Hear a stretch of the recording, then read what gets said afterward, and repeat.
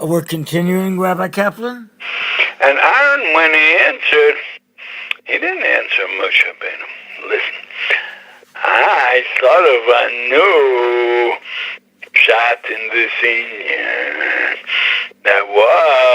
That you can't learn out Kodshe Doris from Kodshe Shor. And even though over there you said to eat it, here it's different. No. Aaron answered with Anivis. V'achalti chatas hayam, hayita b'nei Hashem. You think Hashem will be happy from eating a chatas hayam? Moshe Rabbeinu heard v'yita b'nei. So I'm saying like this. Aaron and Moshe, they were discussing Inyan of halacha. Of course you're not there. Who would ever think of such a thing? A Rebbe comes and he asks a halacha dike. He has a taina, halacha dike taina on you. You can think to break in the middle while he's talking. Even though you're sure of yourself, you know you're right. You know you did the right thing. You know that you thought of something by yourself. But still, when the Rebbe is asking something in the Inyan of halacha, you'll definitely benefit from hearing the way he asks it. Even though you think you're right. But to hear the way the Rebbe asks the kasha, he didn't, and then, like I said, he didn't just say, Maduela Chaltum Sachatas, I'm finished. That's 5 words. Here he said 36 words, he said over here. And they taken them in. They got a lot out of hearing the way he asked the kasha. I mean, what I remember is, Lasse says, Avon Oedo, the Sayrosh Chodesh is Mechapron, the Avon Oedo. The Gemara in the beginning of Shavuos in Daf Yud, the Gemara says, learns out from here that the Sayrosh Chodesh is Mechapron, Tor Shochalas HaTomei, because you learn out oven Meitzitz. So first you learn out a halacha, what the Sayrosh Chodesh is Mechapron. Then he said, Ein Uvas Damel HaKodesh Pnima. So you learn out from here that if you bring in the dam inside, it becomes puzzle, even though there's another place where it says in pasuk, but over here it adds the din of pnima, that if you bring it into the Kodesh HaKadoshim pnima, it's also puzzle. And then you learn out from here the psul yotze, the pnima, that it has to be inside, but if you take it outside, it becomes puzzle. And the Gemara and the Toshes in the end of Perkal HaZvachim, in Zvachim Toshes talks about why there's 2 psukim for psul yotze. And here there's a special limud in the din of psul yotze. And then Achal Tochlosa by Kodesh, you learn out from here that Kodesh Kodashim you have to eat in the Azorah. And there's a few halachas that you learn out from this. What would have been if Aaron would have broken in the middle of Moshe Rabbeinu's talking? And he would have said, no, I didn't eat it because of this and this. Look how much Torah would be missing. And there was a few halachas that in these 36 words of Moshe Rabbeinu that we learned, and they would have been missing all these things. The Torah would have had to say it in a different way. But since Aaron was a chochem, he wasn't nichnas. But here you don't need a mishnah for that. You don't need a special mishnah that a chochem is not nichnas l'tuch direi chaveru. We're talking halacha. So you'll hear how the Rebbe asks his kashas. Of course you'll learn something from it. And somebody who thinks different, who thinks he can be nichnas, even then into the divrei chaveru. So he's not the pshat that he's a golem, he's a Baal Gaiva. I don't have what to learn. I know I'm right. What's there to learn from the Rebbe, from the way the Rebbe is talking, if the Rebbe is all wrong? Baal Gaiva we're not talking about over here. But over there in Parshas Matos, by the Bnei Gad and Bnei Reuben, it's a different thing. Over there we're talking about Moshe. He's calling them that they want to go, they want this land.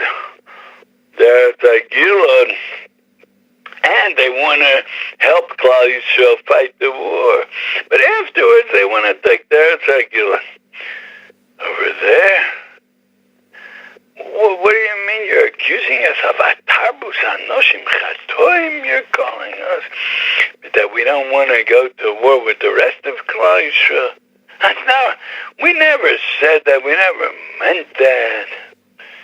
What are you calling us atarbus anoshim chatoim? And what could we possibly learn from the Musar that the Rebbe is giving in a time that he's giving Musar to the wrong people? Oh, over here, we need a special Mishnah for that. That a Chochem is not nichnas l'tachdibre chaveiro. And it doesn't say it's Rebbe, it says chaveiro, he's not nichnas. So, the pshat is, what's the emes? For that, the Pasuk teaches us, we learn from the Bnei Gad and Bnei Reuven, that still, he started talking and let him finish till then. And again, as I said before, it's not that we call him a polite person about their cheretz. We call him a chochem. Because a chochem can find something, can find a limud in everything. A chochem never takes anything for granted. Everything he sees, he thinks about it. He analyzes it, tries to understand it.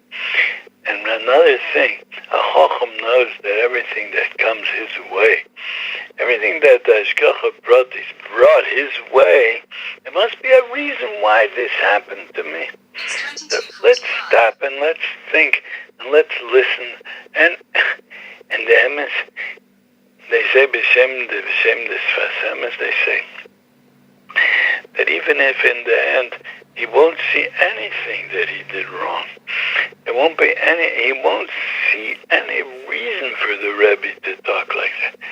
But still he'll listen to the Musar, because even though now I don't need this Musar, but someday I'll be able to use it.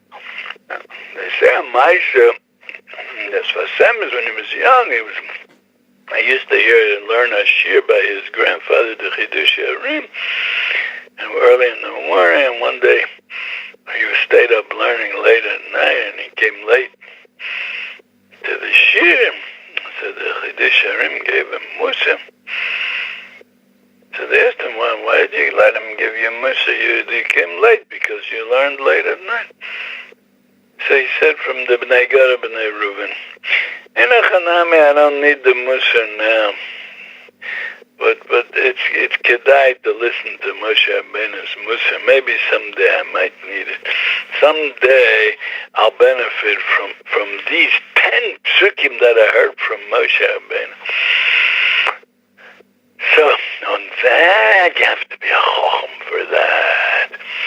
A chochem understands that even what looks meaningless, the whole drush of Moshe Rabbeinu looks meaningless. When it comes from a Moshe Rabbeinu, it's kedai to listen. Someday we'll benefit from it. Someday there'll be something we can learn from it. And that's the chokhmah and nichnas l'toch divrei chaver. And what we can learn from this is that a person should get used to living a life of simas leiv, paying attention to what's around him. Last night I was saying a shir to Bochum and Yeshivas Pischei Olam in Nachlaot, and I was saying to them that a person should get used to making his life the opposite of a misasik. Misasik means he doesn't know what he's doing. And misasik is potter from my carbon. He was mechal Shabbos with as a misasik. He was thought to do one thing and he did another thing. It's not a dover sheinu mishkaven. A misasik is not called a meisim. It's not called doing. He doesn't know what he's doing, so it's not called doing, so he's potter. a shagig that he doesn't know that today is Shabbos, or he doesn't know the malachas also. Chayva korban. A misasik is bottom. We, in many things that we do it as a misasik. Mitzvahs anoshim lumodo. We just do it because we're used to it. Rachmana litzlan, you see in shul sometimes, people are davening, and they're saying the words, and they're looking at alone. They're looking at these pages that they put in the shuls while they're davening, while they're saying the words. They're doing both. That's maybe even less than a misasik. He just doesn't know what he's doing. It's just coming out of his mouth. We have to try to put meaning in everything we do, even if we daven without kavana.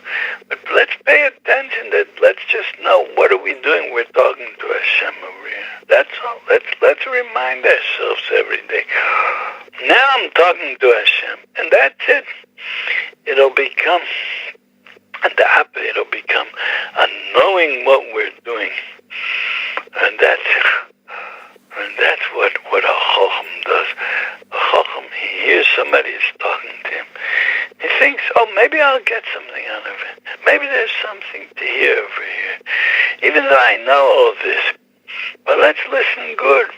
Maybe there'll be some little detail that he's saying that it'll add something to my knowledge. So let's listen good. There are people that I know that while the other person is talking and telling something, they're thinking, what can I tell about myself on this subject? And that's what their mind is working on. That's the opposite of a golem.